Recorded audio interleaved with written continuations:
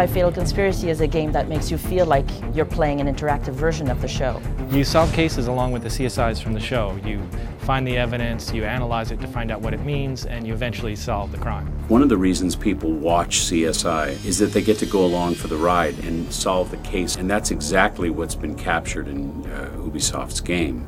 One of the best things about the show is its production value. The cinematography is great and the choices are artistic. They never use white light, they use blue lights and green and yellows, and we try to do that with our lighting as well. Making a CSI game is all about immersion. We want the player to feel like they're in an episode of the show. Just like in the show, in the game, the crime scenes in the lab are where most of the action takes place. We took a lot of reference stills from the show in order to recreate the lab as accurately as we could.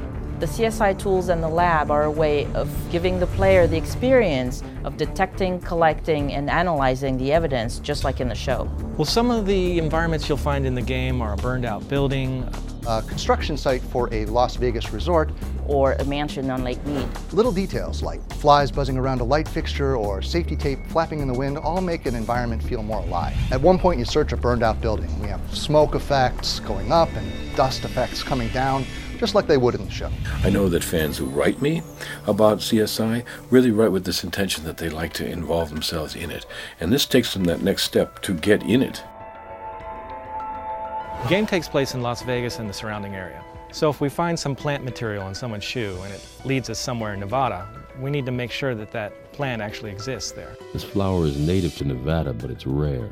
The process for creating a character model begins in the initial design phase, where we talk about who a character is. The next step is to gather reference material and do a concept drawing. Then we create a 3D model.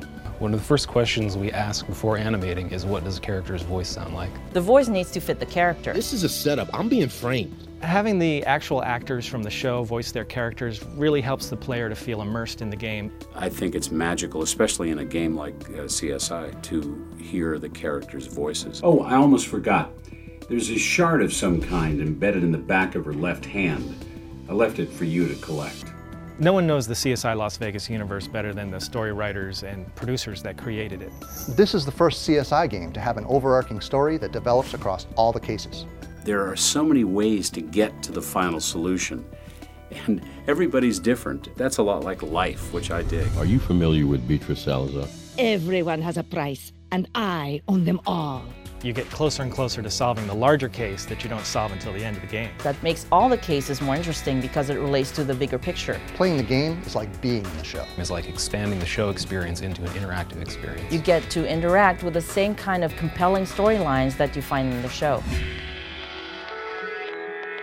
Playing CSI Fatal Conspiracy places you in the show. You're collecting evidence, you're finding out what it means, you're interrogating suspects, and eventually you're solving the crime.